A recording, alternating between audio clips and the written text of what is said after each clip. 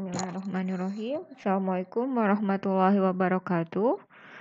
Hari ini kita akan bicara tentang prinsip dasar desain obat 2.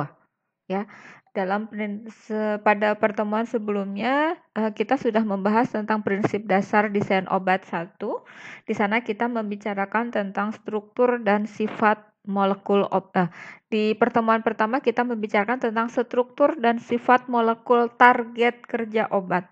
Nah, kalau di prinsip dasar desain obat yang kedua, kita akan membicarakan tentang struktur dan sifat molekul obat. Jadi, molekul obat itu atau molekul calon obat itu harus seperti apa sih? Aspek-aspek apa saja yang harus kita perhatikan ketika kita akan mendesain atau akan menemukan calon obat yang baru gitu. Ini sekedar pendahuluannya, kita sama-sama tahu setiap obat itu pasti molekul, tapi tidak setiap molekul adalah obat. Itu yang harus dipahami. Jadi, apapun obatnya, obat itu pasti molekul, tapi tidak semua molekul itu bisa jadi obat. Ini artinya ada syarat-syarat khusus yang harus dipenuhi oleh suatu obat. Molekul, kita bicara molekul obat, kemudian ada drug-like molekul, ada gugus fungsi. Ini mungkin topik-topik yang akan sering kita sebut gitu ya. Ada molekul itu apa? Saya harap teman-teman atau kalian sudah sangat paham apa itu molekul. Dan yang disebut molekul obat itu apa? Drug-like molekul atau molekul yang memiliki sifat seperti obat. Nah, ini merupakan molekul yang potensial untuk dijadikan calon obat. Dan ada gugus fungsi. Nah, ini sebenarnya pengetahuan-pengetahuan dasar yang tentu kalian sudah sangat pahami itu. Nah, obat itu adalah substansi kimia yang digunakan untuk mencegah dan mengobati suatu penyakit pada manusia, hewan, atau tumbuhan. Dan di materi pertama ya, pendahuluan kalian sudah mempelajari bahwa definisi obat menurut kimia medisinal itu sangat luas, yaitu dikatakan obat bila dia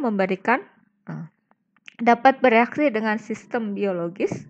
Jadi suatu obat itu adalah setiap molekul yang bisa bereaksi dengan sistem biologis dan memberikan respon biologis, maka itu disebut obat ya. Jadi ini definisinya sangat luas kalau dalam kimia medisinal.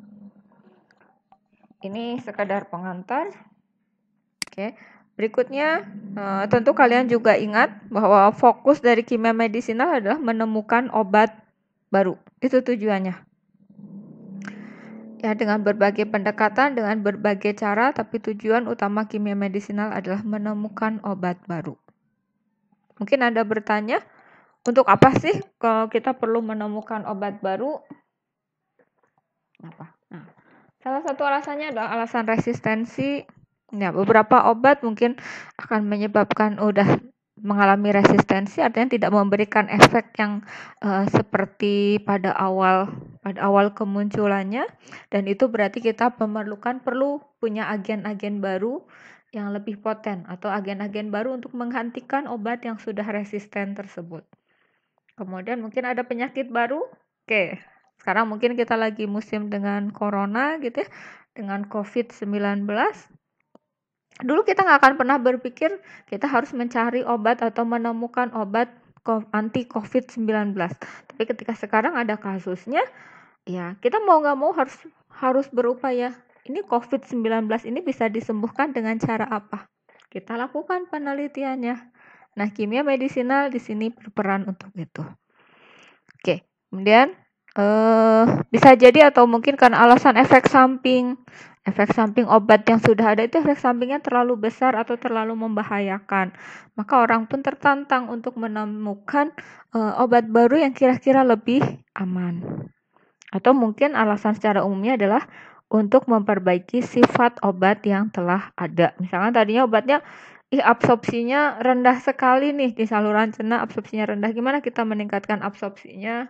Nah, itu bisa didesain senyawa barunya atau obat turunan barunya. Itu yang mendasari. Ini Resistensi, kenapa kok bisa terjadi resistensi? Ini alasannya seperti ini. Bisa kalian baca, ada contoh-contohnya sebenarnya. Ingat ya, resistensi itu tidak hanya pada antibiotik. Mungkin kalian berpikir bahwa yang ngomongin obat, yang obat resisten itu berarti obat antibiotik. Tidak selalu. Obat yang lain pun bisa resisten. Gitu ya. Nah, berikutnya. Untuk menemukan obat baru dalam kimia medisinal, kita itu harus memiliki dua hal ini. Pertama, drugs-like molecule. Kemudian yang kedua, druggable target. Nah, ini druggable target kan kita pelajari minggu lalu ya. Jadi target-target yang potensial jadi target kerja obat itu namanya druggable target. Druggable target contohnya bisa berupa macam-macam ya, target kerja obat itu bisa macam-macam. Ya bisa berupa reseptor, bisa berupa enzim, atau bisa berupa struktur organel sel atau yang lainnya gitu ya. Reseptor adalah makromolekul. Setiap makromolekul belum tentu reseptor atau target kerja obat ya. Ini istilah reseptor mungkin agak agak kurang pas sebenarnya kalau misalkan kita bilang mungkin masyarakat akan menilai bahwa target kerja obat itu sama dengan reseptor.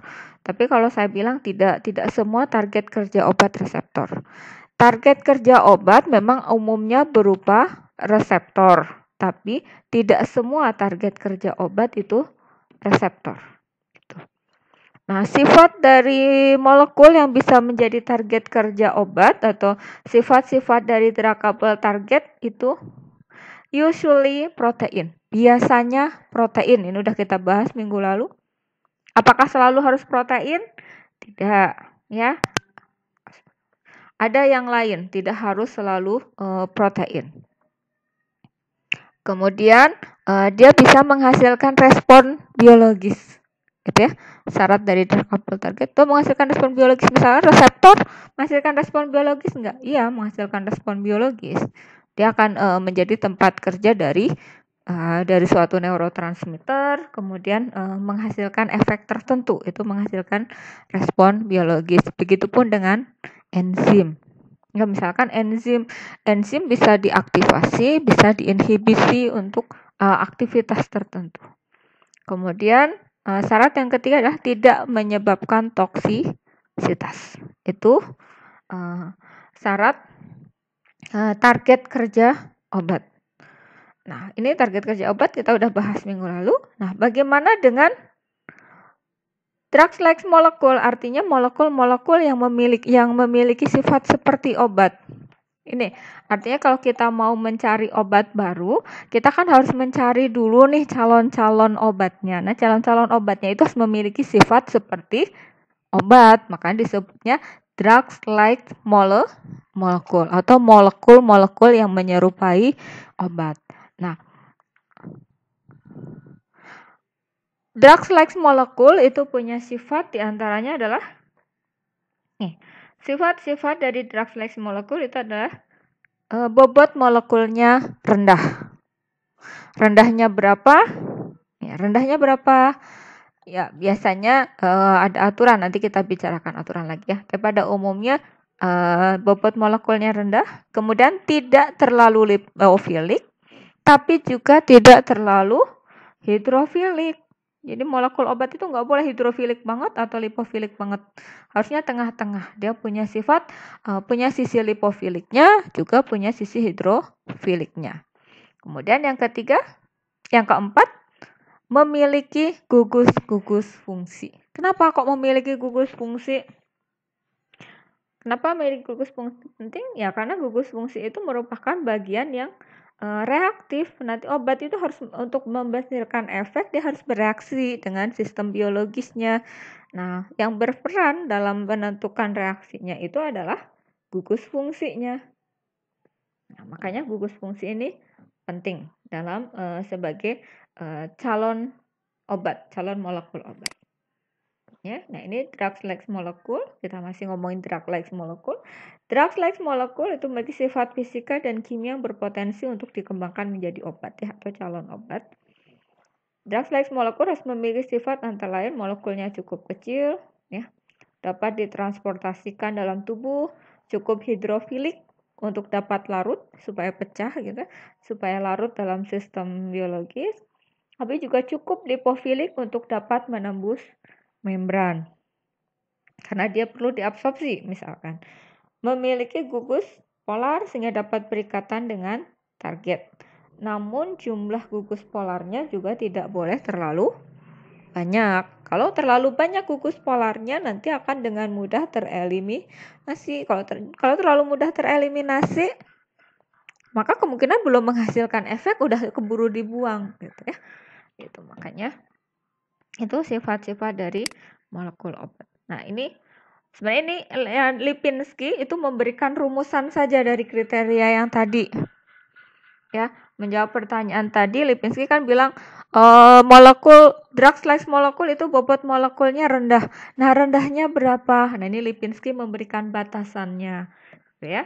Misalkan bobot molekulnya sebaiknya kurang dari 500. Kemudian tadi dibilang jangan terlalu lipofilik atau jangan terlalu hidrofilik. Maka kata Lipinski, log P-nya harus kurang dari 5. Tuh, kemudian punya gugus yang polar. Nah, punya gugus yang polar ini dijawab dengan adanya donor ikatan hidrogen dan akseptor ikatan hidrogen. Donor ikatan hidrogennya jangan sampai lebih dari 5, akseptornya jangan sampai lebih dari 10. Itu ya. Itu. Jadi Lipinski itu memberikan batasan-batasannya gitu ya. Kriteria umumnya emang sudah diadakan sebelumnya. Tapi ada nggak sih Bu misalkan obat yang ternyata nggak sesuai dengan hukum Lipinski? Ada. Beberapa pengecualian itu ada. Nanti kalau itu kita diskusikan lebih lanjut lagi. Tapi jangan terus langsung menjas kalau ini obat nggak sesuai ketika misalkan kalian lihat, ternyata ada loh rifampicin itu bobot molekulnya 800 lebih gitu ya. 800 sekian. Itu bisa dan itu diberikan per oral. Nah, untuk itu ini diskusinya perlu terpisah. Oke. Berikutnya ini target kerja sudah kita sebutkan tadi. Nah, obat itu dapat diberikan melalui banyak rute pemberian, namun umumnya diberikan per oral. Obat per oral akan mengalami banyak fase, yaitu fase farmasetik, farmakokinetik, dan farmakodinamik. Jadi, kalau kita mau mendesain obat, selain hanya memperhatikan tadi ada aturan misalkan ada kriterianya seperti itu. Nah, lebih lanjut kita harus memperhatikan ini nih. Aspek farmasetiknya, aspek farmakokinetiknya dan farmakodinamiknya seperti apa. Ini jadi bahan pertimbangan kita gitu. Obat dengan rute sistemik hanya akan mengalami sebagian farmakokinetik. Ngerti maksudnya? Misalnya obat dengan rute sistemik. Tahu ya yang dimaksud rute sistemik? Ya, contohnya diinjeksikan langsung ke vena. Ya, berarti obat itu langsung akan sampai di peredaran darah. Maka dia hanya akan mengalami sebagian farmakokinetik. Maksudnya apa? Dia hanya mengalami sebagian farmakokinetik. Artinya karena obatnya langsung masuk ke dalam darah, dia tidak akan melalui fase absorpsi, nggak perlu melalui yang utama dia tidak perlu melalui fase absorpsi, distribusinya tetap. Ya, kan dikatakan hanya sebagian. Absorpsi tidak, tapi dia hanya kemudian langsung terdistribusi, kemudian metabolisme dan eliminasi, itu profil farmakokinetiknya. Sedangkan farmakodinamiknya lengkap. Ya, tetap. Tuh. Oke. Sementara kalau misalkan obat oral mungkin dia perlu profil farmakokinetiknya akan lengkap. Absorpsi, distribusi, metabolisme, dan eliminasi. Gitu. Nah, apa sih yang harus diperhatikan? Fase farmasetik. Yang disebut fase farmasetik. Bentar. Ini maksudnya, ini farmakokinetik ya. Ini tadi obat dengan rute sistemik itu hanya akan mengalami sedikit fase farmakokinetik ya. Farmakokinetik itu kan ADME, absorpsi, distribusi, metabolisme. Nah, kalau obat yang langsung ke rute sistemik, artinya langsung masuk ke pembuluh vena, berarti tidak perlu diabsorpsi. Tapi farmakodinamiknya lengkap. Nah, ini fase yang dialami obat kan tadi ada 3 sebenarnya, farmasetik, farmakokinetik, dan farmakodinamik. Nah, yang disebut fase farmasetik itu apa? Ternyata ini. Fase farmasetik adalah fase dimulainya sejak obat diberikan hingga obat siap diabsorpsi. Oke, sampai obat siap diabsorpsi. Kalau begitu, obat sistemik atau misalkan obat yang diberikan intravena berarti mengalami fase farmasetik nggak? Nggak ya, berarti kalau obat yang diberikan langsung ke pembuluh darah atau ke vena, dia tidak mengalami fase farmasetik. Nah, dalam fase karena ada, kalau ini berarti kita ngomongin fase farmasetik itu kalau misalkan obatnya itu obat yang memerlukan proses absorpsi, misalnya obat yang diberikan per oral gitu ya. Nah, kalau kita mau obat yang diberikan per oral misalnya, maka kita perlu mendesain obat yang dapat, kalau obatnya mau diberikan per oral misalnya, jadi kita itu harus mendesain obat yang aman ketika melewati fase farmasetik ini. Jadi gimana? Nah, kan ada fase farmasetik, obat diberikan oral. Nah, gimana caranya? Kalau oral berarti kan melewati mulut, melewati lambung, melewati usus gitu. Nah, kita harus mendesain obat itu yang aman baik di mulut, di lambung, di usus, sampai akhirnya dia siap diabsorpsi. Emang mulut itu berbahaya nggak terhadap suatu senyawa? Ya, pada senyawa tertentu itu akan ada yang akan rusak ketika melalui saluran cerna. Nah, kita gimana mendesain obat supaya dia tidak rusak di saluran cerna? Obat yang akan rusak di saluran cerna itu contohnya adalah enzim. Obat itu bisa rusak di saluran cerna itu karena adanya enzim-enzim pencernaan, misalnya tialin, alfa amilase, pepsin, peptidase, elastase, sukrase, dan lain-lain. Nah, kalau suatu senyawa obat yang kita desain mau per oral tapi bisa dicerna oleh enzim-enzim ini, ya obat kita rusak gitu. Obat kita rusak. Kalau obat kita rusak atau tercerna, maka dia tidak akan bisa lagi menghasilkan efek. Itu. Selain pertama yang kita perhatikan adalah enzim-enzim pencernaannya. Berikutnya juga yang harus kita perhatikan adalah asam lambung atau pH. Ya. Jadi ketika obat kita berikan misalnya per oral, masuk melalui mulut, kemudian masuk semakin dalam melalui lambung, kemudian di usus, dia itu mengalami perubahan pH yang besar gitu. Di mulut pH-nya berapa? Di usus pH-nya sangat asam. Kemudian di lambung pH-nya sangat asam, di usus cenderung basa. Nah, ini ada perubahan. Nah, kita harus mendesain obat, kalau obatnya mau per oral, kita harus mendesain obat yang tahan terhadap asam dan tahan terhadap basa. Gitu. Ya. Itu kenapa fase farmasetik harus diperhatikan. Nah, ini beberapa nilai pH pada cairan tubuh. Oke. Nah, ini sekedar acuan. Fase farmasetik juga mempelajari tentang proses absorpsi.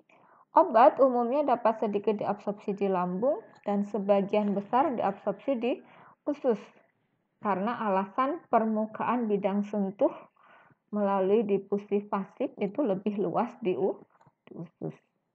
Maka obat harus tak terion saat diabsorpsi. Obat yang bersifat basa lemah akan lebih mudah diabsorpsi karena bersifat netral di saluran cerna. Sedangkan obat yang bersifat asam akan sulit terabsorpsi karena dalam saluran cerna akan terion, ya kan? Tuh. Gitu. Maka kalian harus tahu obat yang harus didesain seperti apa. Dan setelah fase farmaseutiknya aman gitu ya, kita juga harus memperhatikan fase farmakokinetiknya. Nah, obat yang kita desain absorpsinya bagaimana, distribusinya bagaimana, metabolismenya bagaimana, dan eliminasinya bagaimana. Nah, ini kita perhatikan. Dalam distribusi, ya, 1 mg obat, misalkan ya, ini contoh kasus, 1 mg obat dengan BM, bobot molekul 200, berarti mengandung 10⁻18 molekul. Banyak sekali ya. Sementara tubuh manusia itu memiliki 100⁻14 sel. Kurang lebih ya, 10⁻14 sel.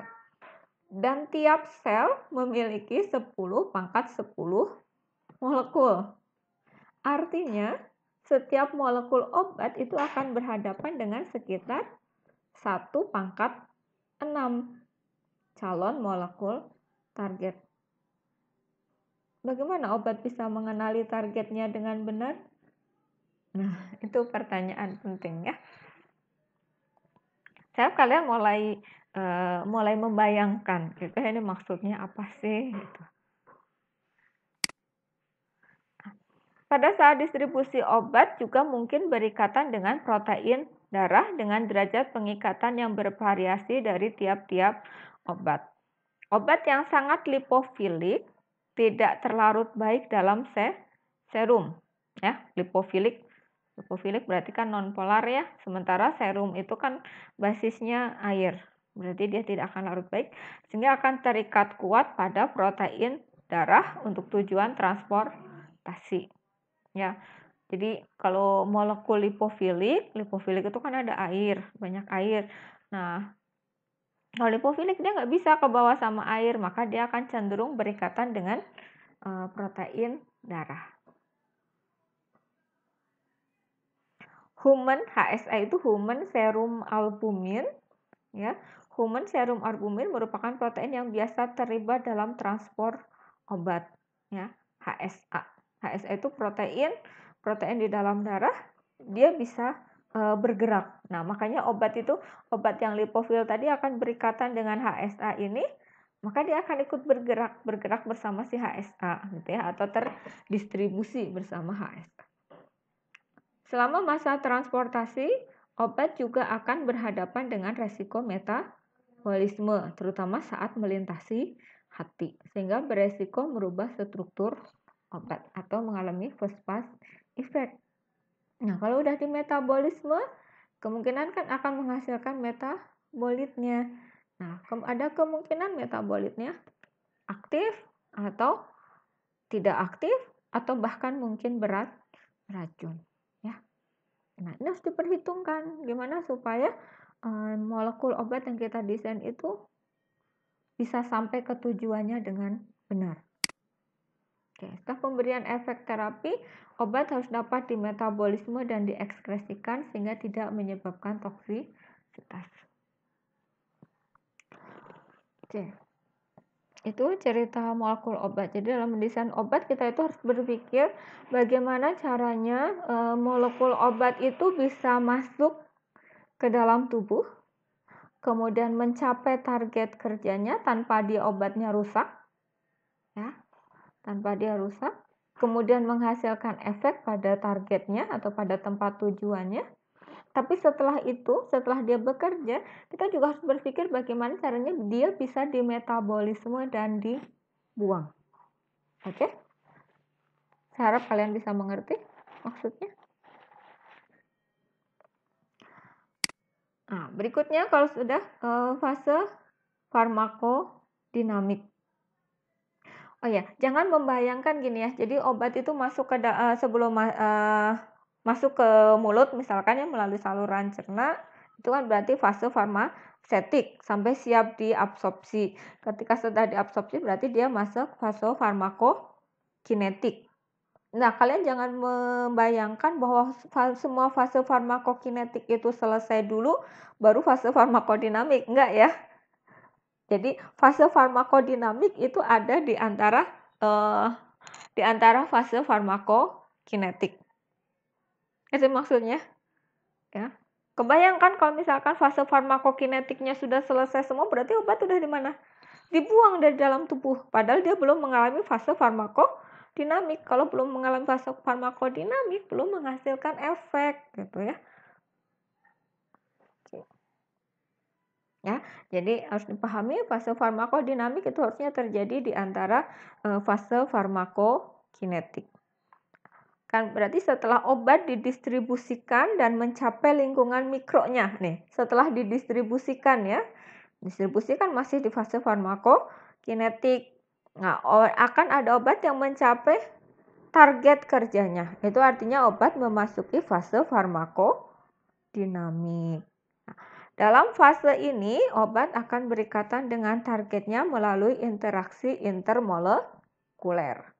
Ya, ikatan intermolekuler. Ikatan intermolekuler itu ada ikatan hidrogen, ikatan ion-ion, ikatan van der Waals, dan lain-lain. Nah, tugas kalian adalah mencari contoh-contoh ikatan intermolekuler yang terjadi pada obat. Ada contohnya semua. Oke? Itu fase farmakodinamik.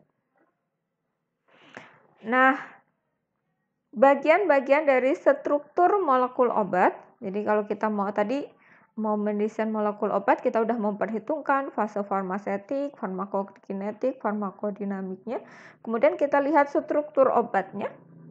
Maka struktur obat itu bisa kita pilah. Jadi bisa kita bagi-bagi satu struktur molekul obat itu sebagai secara keseluruhan itu disebut biopor. Ya. Nah, biopor. Nah, biopor itu terdiri dari satu strukturnya itu sebagai biopor. Nah, dari struktur itu kan ada bagian-bagiannya, gitu ya, dari satu struktur. Nah, ada bagian yang bersifat sebagai farmakopor, ada yang merupakan metabopor, dan ada yang toksikopor. Apa itu farmakopor, metabopor, toksikopor? Nah, farmakopor, metabopor maupun toksikopor itu pada dasarnya adalah gugus fungsi atau susunan 3 dimensi atom-atom ya. Susunan atom-atom dalam ruang 3 dimensi yang memungkinkan untuk berinteraksi dengan target kerjanya. Sebenarnya sama ya, sama-sama gugus fungsi. Mau farmakopor, mau metabopor, maupun toksikopor itu sama-sama gugus fungsi. Bedanya apa? Kalau farmakopor itu interaksinya menghasilkan efek farmakologis. Kalau metabopor interaksinya menghasilkan metabolisme. Kalau toksikopor interaksinya menghasilkan toksisitas gitu ya. Itu bedanya. Intinya sih sebenarnya sama, mereka sama-sama gugus fungsi. Tuh. Ya, ini ya. Bedanya itu hanya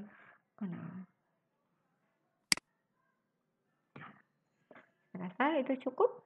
Silahkan jika ada diskusi, silahkan di